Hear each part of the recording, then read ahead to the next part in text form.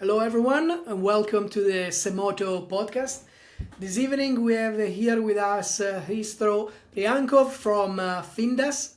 Early adopter in Semoto, was one of the early member on our platform. Under Tokenomics, Hristo is an expert in the tokenomics field. Hristo, thank you so much for being with us tonight. Really appreciate it. Thank you for having me. It's a pleasure. Awesome. You are in Bulgaria, right? Yeah, correct. I'm located in Bulgaria, in the capital of Sofia. Lovely, lovely. So, I always love to start a conversation with a bit of background about yourself, your history, and what brought you to the Web3 space in the first place. Yeah, absolutely. Actually, I have been involved with finance for a very long time. So before coming to Web3, I used to work in traditional finance. I was actually working as a data scientist in various financial institutions, so banks and credit institutions, and I was doing data modeling like budgeting, forecasting, P&L models, things like this, also a little bit of machine learning. And this concluded at the end of 2017 after I spent 2 years in China as analytics director for one of the biggest consumer finance companies there. And really, what I realized that traditional finance is extremely bureaucratic, extremely self-contained, and at this point in time, crypto was just emerging as a little bit more of a mainstream thing. So I was really drawn to the idea of this kind of an open finance, of everything being on chain, everything being visible, auditable, and so on. So this is really what brought me to crypto after spending over 13 years in traditional finance. So, a familiar journey, a lot of us moved into crypto or blockchain, I should say, from traditional finance. We all fell into the rabbit hole and we couldn't get out. So, before asking you more questions about tokenomics in general, tell us about FinDas. What is the core of what you guys do? Sure, absolutely. And this is pretty much a continuation of the story which I just told you because when I moved into crypto, obviously, as everyone else, I was looking to do something that I was familiar with. So I was thinking, okay, let's help various crypto projects structure their financials, figure out things which are worrying them about their token economy, monetary, fiscal policies, things like this. And really, the first thing that really struck me is that a lot of projects in crypto back then in 2017, but unfortunately also now, are just doing copy pasting what somebody else has done. So pretty much they see a successful project, they copy it one to one, and then things are not working, and they're asking themselves, okay, what happened? And because I come from a background in data science, I'm used to doing things a little bit different. I'm used to taking data, analyzing this data, and then coming up with the best solutions. And essentially, this is what the goal of my company became. Analyzing and coming up with tokenomic solutions which are based on data and which are not just copy pasting what somebody else is doing. That is a great And point, we were, Hariso, yeah. and it resonates really well. We work with a lot of projects, but more importantly, we work with venture capital accelerators, launch pads, and one of the pain points that they always bring up is exactly what you mentioned. Projects come with a copy and paste, almost AI, ChatGPT generated form of tokenomics, and they think is good enough. What they don't understand is that that is the heart, the beating heart of their project. If is not well balanced and built properly, it can destroy their project. So it's not something that they can buy from a shelf ready to go, right? Yeah, absolutely. Every project is unique, every project is bespoke. Plus, you know that in the crypto space, things change extremely rapidly. So probably sometimes what was working 6 months ago, now the liquidity situation is different, the funding situation is different, different things are popular at the moment. So it's really hard to copy paste without having your pulse on the market and understand what is working. But another thing which I wanted to mention is that really, apart from just data-driven tokenomics, another problem which very quickly became apparent around 2021 is that too many projects were focusing too much on the fundraising part, meaning they were looking to raise certain amount of money and then they didn't really care what happened with the token afterwards. And so, really, our second focus at this point in time became to create sustainable tokenomics. So, not tokens which are here just to raise money and then to become exit liquidity for the early investors, but tokens which can be here for the next 10, 20, 30 or so more years. So, in a nutshell, this is what we do as a company: Let me data-driven ask and you something. This sustainable is a great tokenomics point. designs. What makes a token sustainable on the long run? What really is the secret sauce to make a project surviving on the longer run? How the tokenomics reflect this goal? It's quite interesting. I think that one thing which a lot of people misunderstand is really the role of tokenomics and the role of the community when it comes to a project. And early on, when the project has just launched, really tokenomics cannot do a lot for you. Early on, it's all about building the community, building the hype, building interest in the project so that you can onboard different people to your project. But once this initial hype is over, and no matter what you do, the hype never lasts forever, this is when the tokenomics kicks in. This is when you need to make sure that you didn't just give away huge rewards in order to build your community, and because you don't have any more tokens left for rewards, that the community left and now you aren't left with anyone. So really, when it comes to sustainability, is trying to understand how does the project generate cash flow, how does the project generate revenue, at what point in time in the future can we expect this cash flow and revenue to kick in, so that we can balance it with the token emissions, with the vesting schedule, we can recommend adequate amounts of liquidity, we can really recommend adequate monetary and fiscal policies in order to offset potential events which might happen to the project.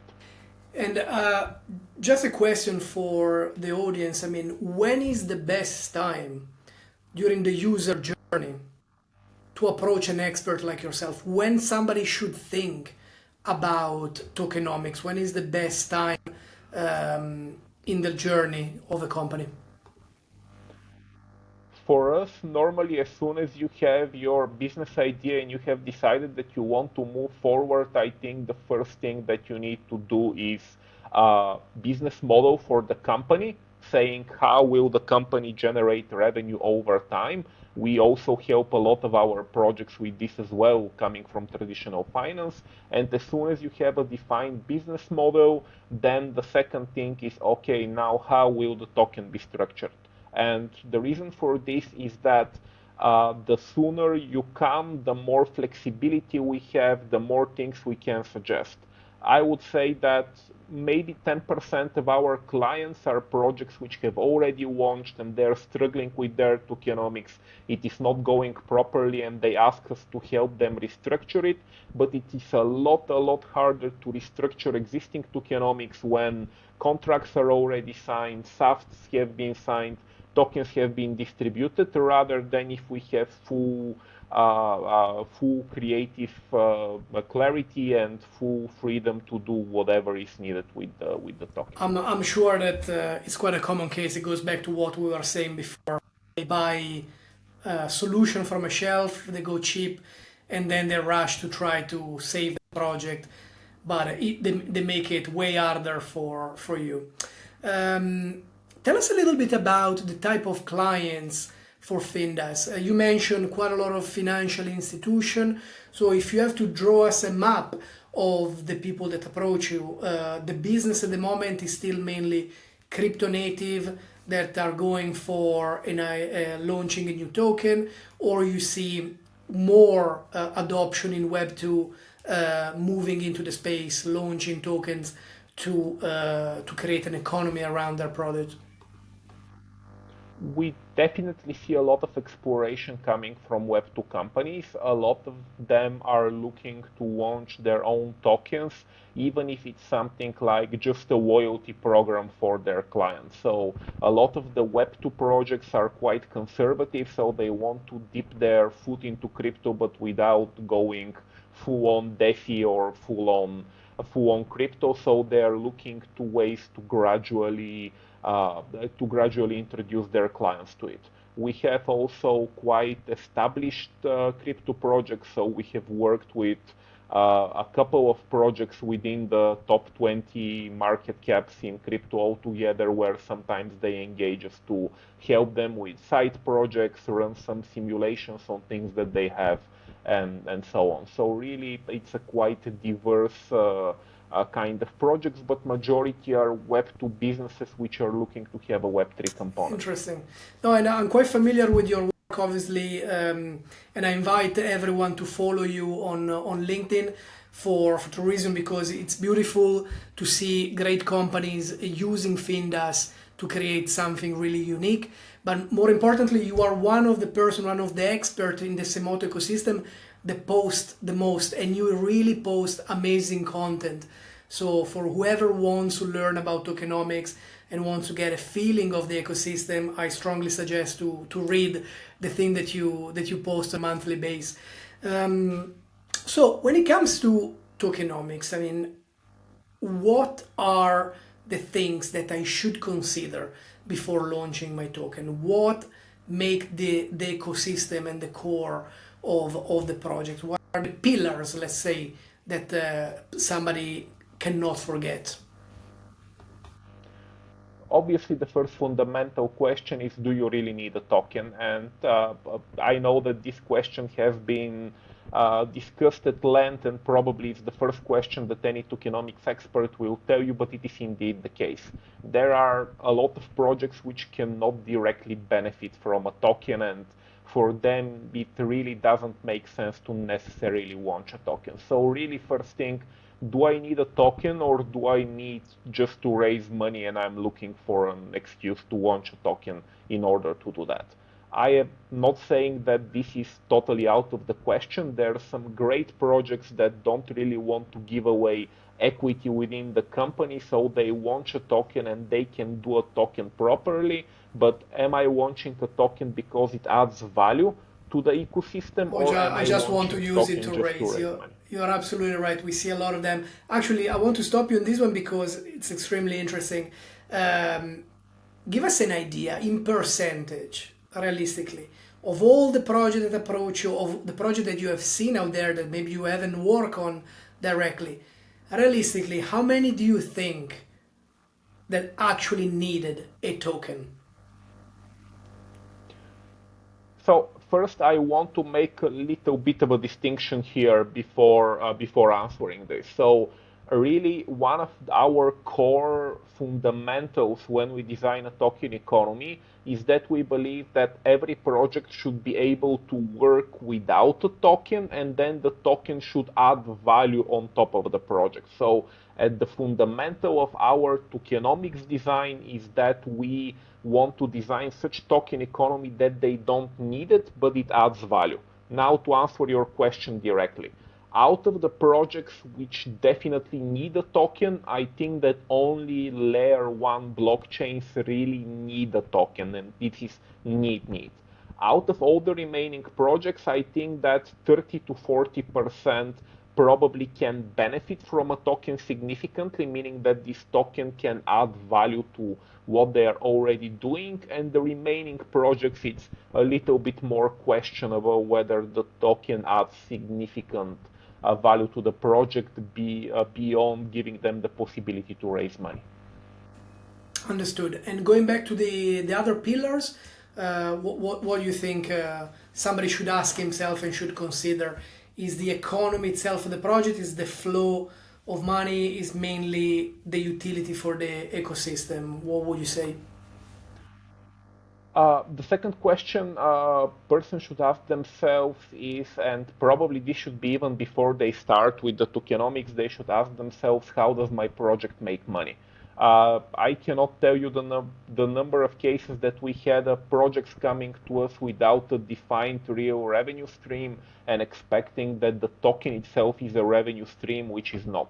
So usually the second question is, how does my project make money, and where does my token fit within the cash flow streams? So is my token a payment method? Will the token be used to access the platform?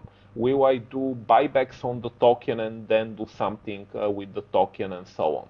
So really, this is the second core question. So where does the money flow, and what part of this money flow is facilitated through the token? Because this is a very strong predictor, usually, of the token success.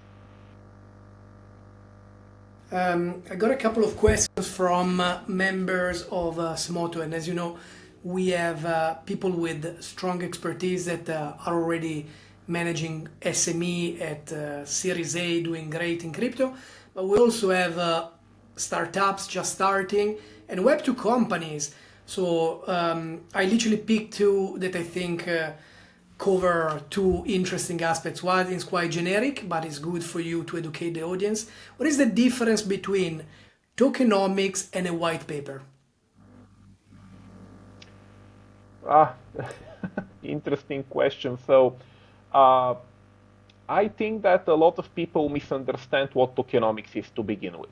So when people talk about tokenomics, they imagine a pie chart, they imagine one table with allocations and vesting schedules, and a second graph which just shows the token release in time. And they think that this is tokenomics. While this is like 2% of the token economy. The other 98% of the token economy are the real monetary and fiscal policies which the project has in order to be sustainable and to integrate the token without the entire ecosystem. Whether those are point systems, whether those are buybacks, whether those is burning, liquidity, staking, whatever have you, penalties, all those kind of things. So really, tokenomics is the entire flow which goes through the system. And what we normally create, we call them token economy white papers or green papers. Essentially, usually our token economy papers are something like 50 to 60 pages long on the token economy alone, because we go into very great detail on how a token should function with the underlying analysis. Out of those 50 to 60 pages, normally what gets included into the public facing white paper is something like 2 to 3, 4 pages summary, because normally the token economy is a separate paper on its own. Now, on the topic of what white papers should be, I strongly believe that white papers should be what we had with Bitcoin, what we had with Ethereum, which are more scientific representations of what the system is and how Gotcha. does the system function. That's a great explanation. Unfortunately, white papers lately have been transformed into marketing material, which is more talking about how the token will 10x or how it will 100x and things like this, which I don't think is the correct function of a white paper. So for me, white paper is technical material which explains how the entire system functions and shows the mathematics behind that it can theoretically function the way it is designed to be. Good. And the second question that I wanted to ask, this is clearly from somebody that is ready to build and is just testing the water. How much budget should a project allocate for the tokenomics?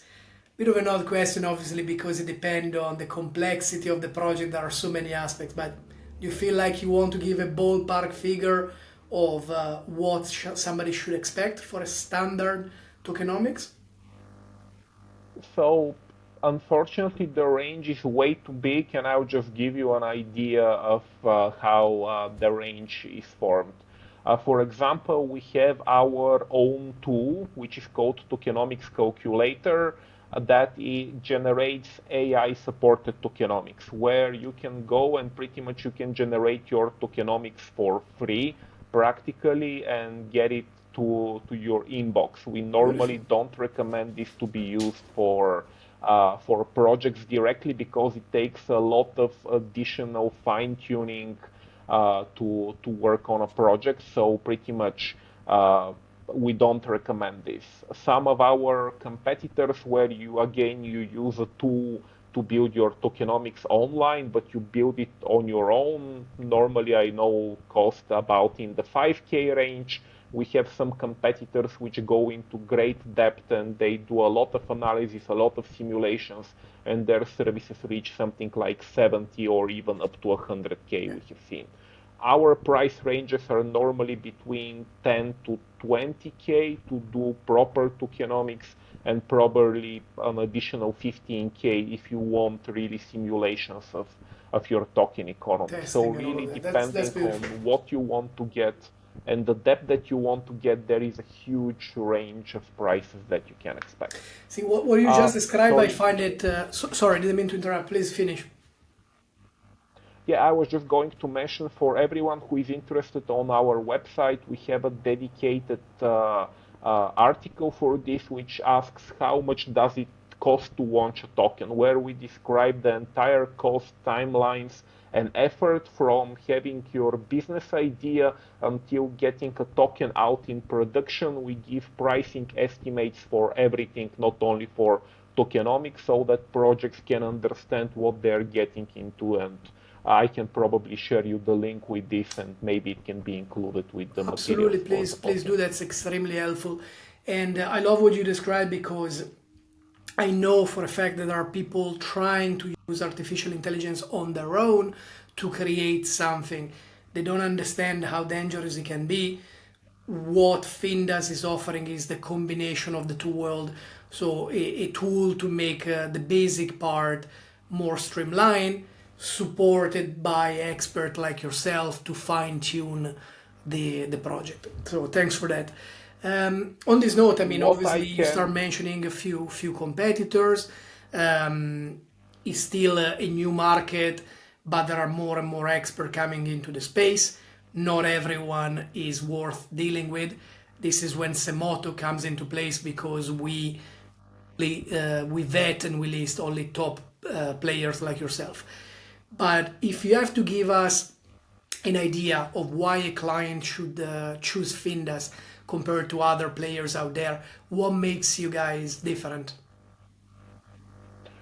I think that one core thing which very few other projects can say is that we have worked with over 300 projects in the tokenomics space, and working with so many projects and so many diverse projects, we have made all possible mistakes, so and we have learned from them. So really we have a plethora of experience of how things should be structured, and really we have been here since 2017, as I mentioned, over 300 projects, which is vast experience. Additionally, what I can also mention is what I said at the beginning, our data-driven approach. So we have a lot of experience in modeling data and working with data, and I really believe that gives us also a quite significant edge. Amazing, thanks. I have one final point that I would like to bring up. I think is quite important.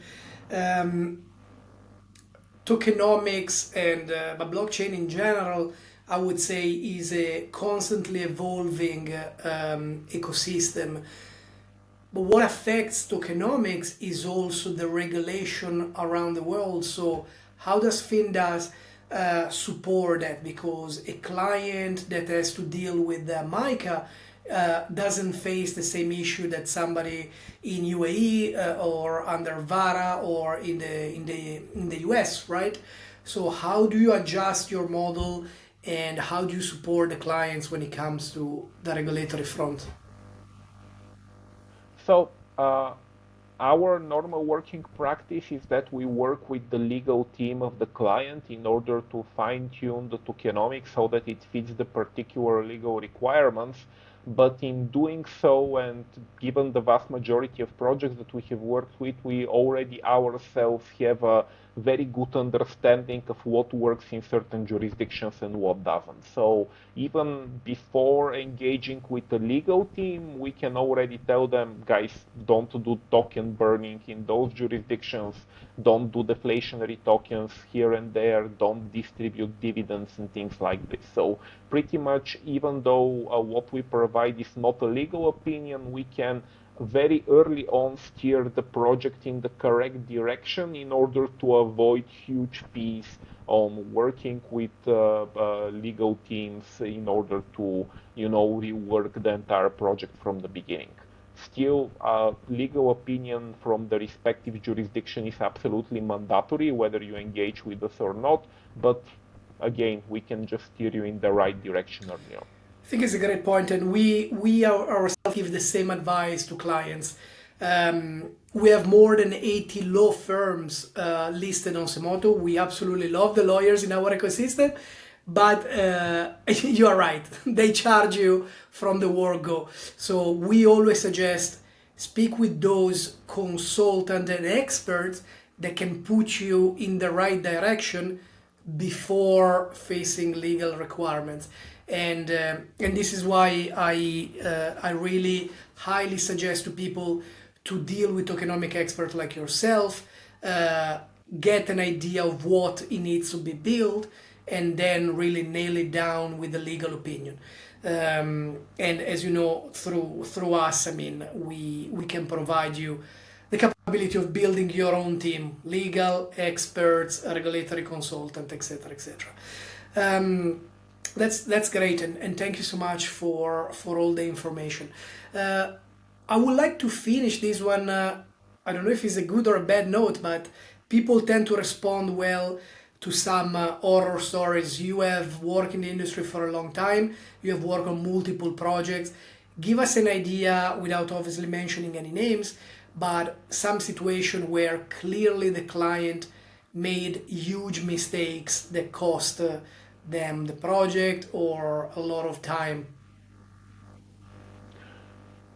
So one of the I don't want to say that common mistake, but mistake that we definitely see is that clients being very eager to do a very strong launch early on. Maybe those are projects that need to attract a lot of TVL, so a lot of total value locked within the protocol, and they start giving huge amounts of rewards early on in order to attract this TVL. And for example, this works for 5 or 6 months, the project is doing great, the token is going up, then all of a sudden the project runs out of tokens to give for rewards. And as soon as they run out of tokens to give for rewards, the total value locked from the project is withdrawn, the token hits, almost zero, and this is a quite common scenario that we see with projects happening, that they're so focused on having the strong launch that they don't think about the long-term sustainability of the project and how this would function.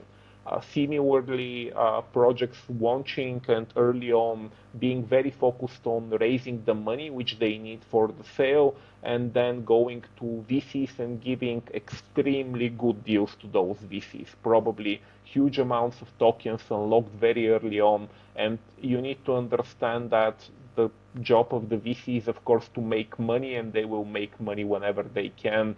And then again, those VCs selling the tokens very early on, and again, the token price hitting zero. And I know that there is a lot of talk that some people say that the token price is not that important. Usually, we don't agree with this statement because people will care a lot for your project as long as you have a very good token price and very little if it tends towards zero. No, absolutely, absolutely. There are the two faces of the coins. There are people that live just for the price of the token and forget to nurture the core of their business, but to ignore it and pretend that it's not important, you are just killing your community, killing the people that believe in what you have built. Absolutely. So again, thank you so much for your time. Do you want to end the podcast telling us something exciting that you are working on, or how people can find you? We are working on several quite interesting things. Unfortunately, I cannot share them right now because we are still under quite strict NDAs with the projects that they're doing them.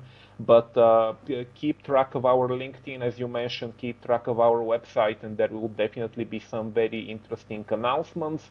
And if you want to understand anything about tokenomics or just get a consultation on your projects, just go on our website, findas.org, and you can book a free consultation. A lot of people don't know this. It costs nothing to talk with us and have an initial talk, and you can just go in and ask questions directly like, Christo, what should my supply be? And things like this.